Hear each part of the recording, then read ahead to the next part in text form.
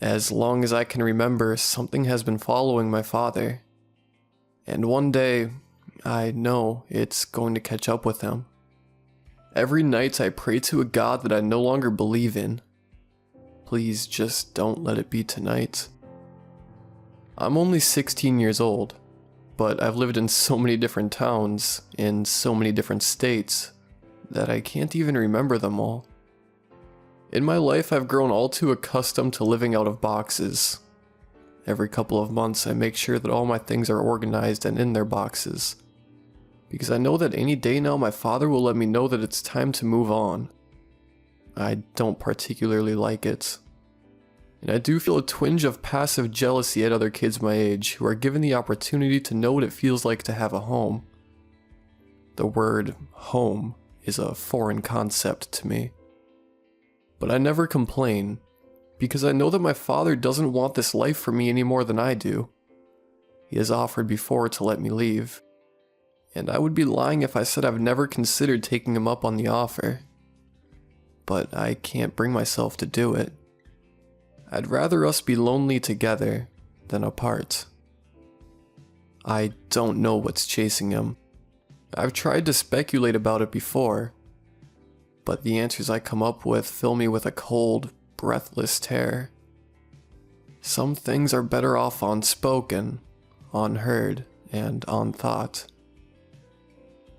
The clues that I do have are memories, that I keep stored away in the back of my mind like dusty, old crime scene photos.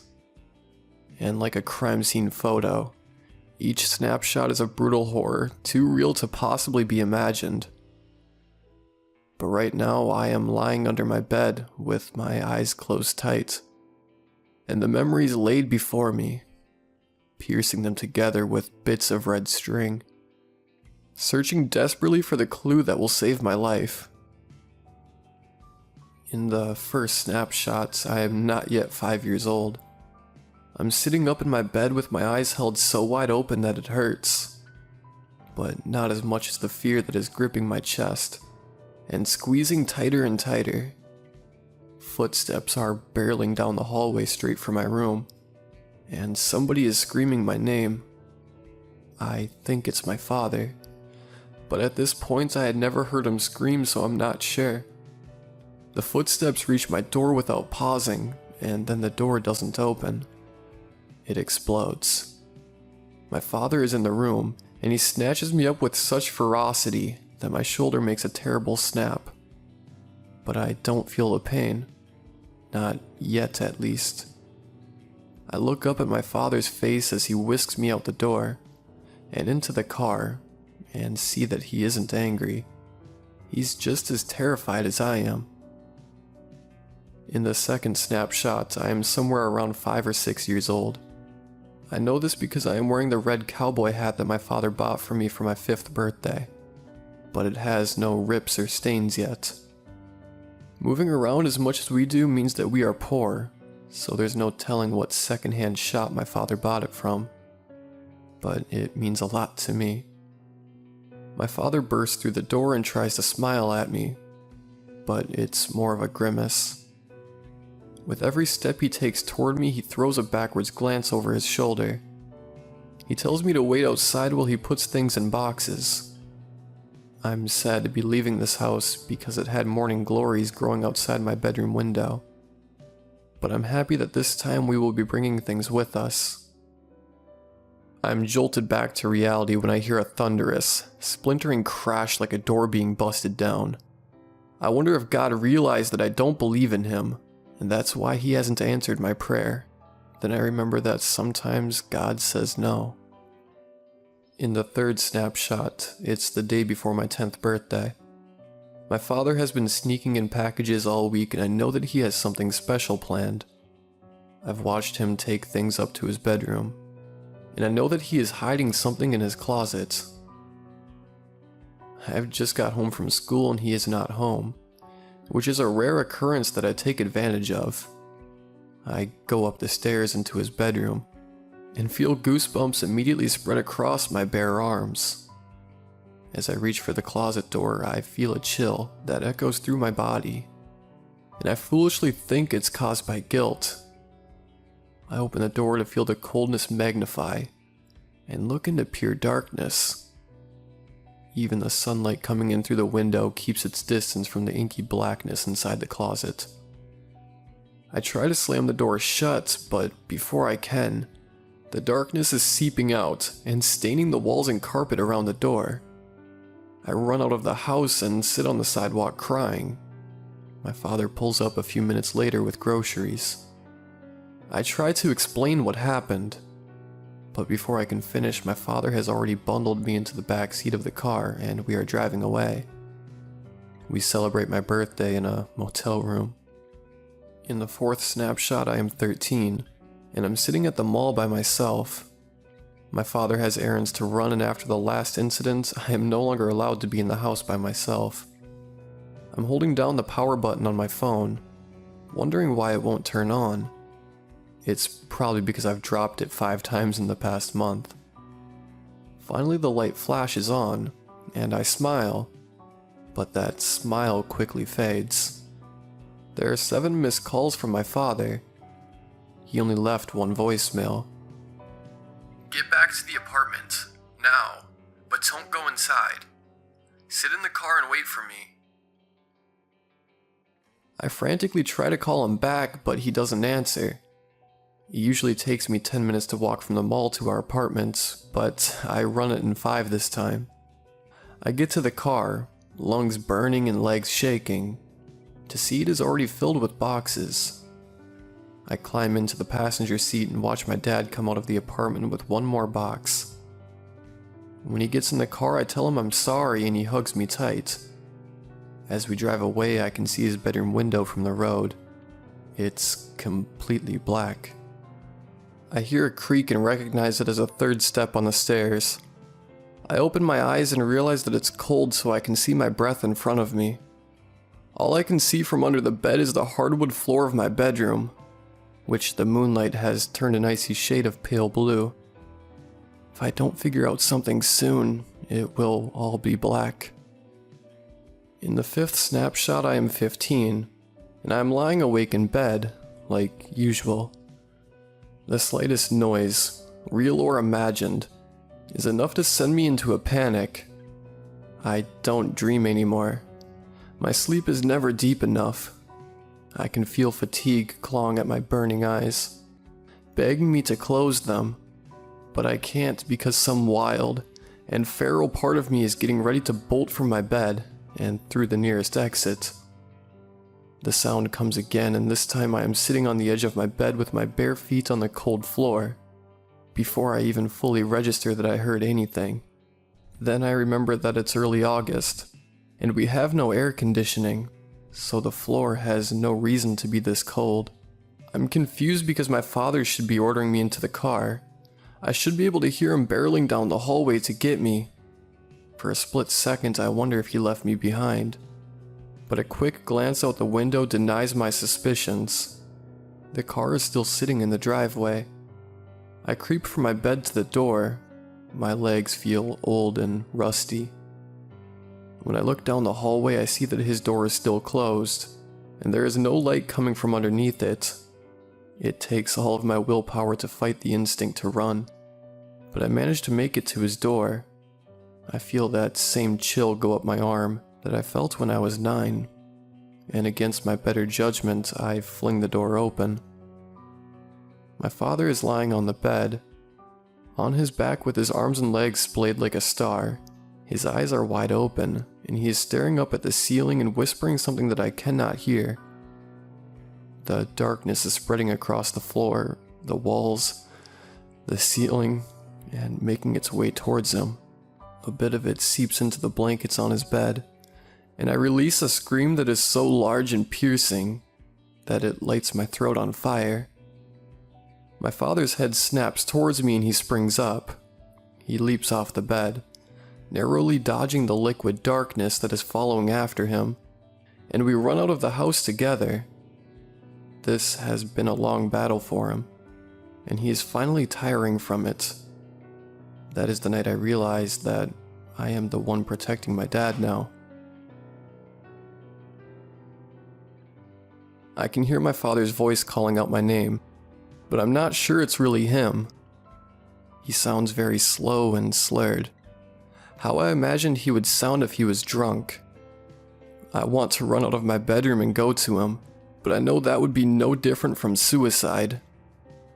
This thing outside sounds like my father, and looks like my father, but it is not him. It's only wearing him. The last snapshot is from today. The morning as I was leaving for school, my father was already awake, sitting in the kitchen by himself. I wave at him, and although he looks directly at me, I don't think he sees me.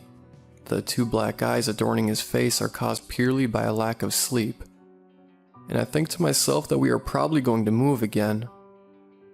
When I come back home from school, he hasn't moved. I go upstairs to my room, make sure my things are packed, and prepare myself for the inevitable. It's at the door now. I can tell because the darkness is seeping through the crack underneath it. The tears that fall down my cheek feel hot against my chilled skin. I wonder what it wants with me. It has my father. Why does it want me now? I walk down the stairs, wondering why my father hasn't told me to get in the car yet. He is sitting at the table, still, and the darkness is creeping up all around him. It is dripping off the ceiling in thick, dark blobs, and splattering on the table in front of him, yet he is still unmoved. I call out to him, and he looks up at me for the first time today. He stares at me sadly for a few seconds before slowly shaking his head and then dropping it into his hands. I call out for him again and again, but if he does hear me, he pretends not to. I watch as the darkness starts at his outer extremities and works its way inward, swirling as it mixes with his skin. I try to run for the door, but it has spread out of the kitchen now, and is closing in around me as well. I run out through the only opening I see, which leads upstairs. As I run, I hear my dad scream out, "Run! Hide! Don't open the door, no matter what."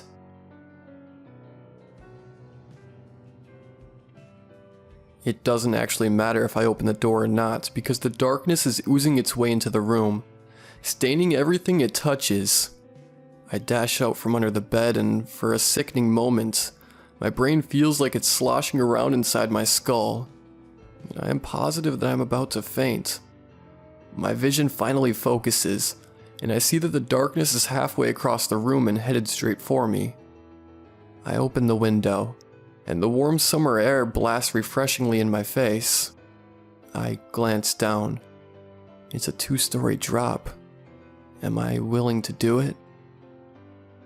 One glance over my shoulder at the darkness making its way toward me answers that question for me. I drop down and hang from the windowsill by my fingers, working up the courage to let go. I can see the edges of the window still turning black, and that's all the encouraging I need. I drop down and land in the bushes beneath my window. Luckily, the bushes don't have thorns, but hundreds of tiny branches cut through my thick pajamas and slice my skin. Miraculously, I managed to escape with no broken bones, but my left wrist might be sprained. It's starting to swell up and is already turning an ugly color. I roll out of the bush and onto the dewy grass. I look up and hope that I am free, that the darkness is only contained to the house. But my hopes are dashed when I see tendrils of black leaking down the siding underneath the window. I run to the car, and I'm shocked to see that the keys are already in the driver's seat. There's a note underneath them.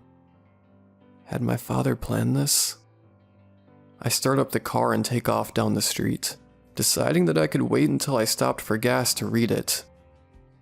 This is what it said. "I am so sorry. It's time. I don't want it to be, but I can't keep running. I've been running from this thing since my father died 15 years ago, and I was doing a pretty good job at it. But lately I've been so tired. And the darkness, I can hear it when I sleep, and it fills me with such a terror, but it makes me smile.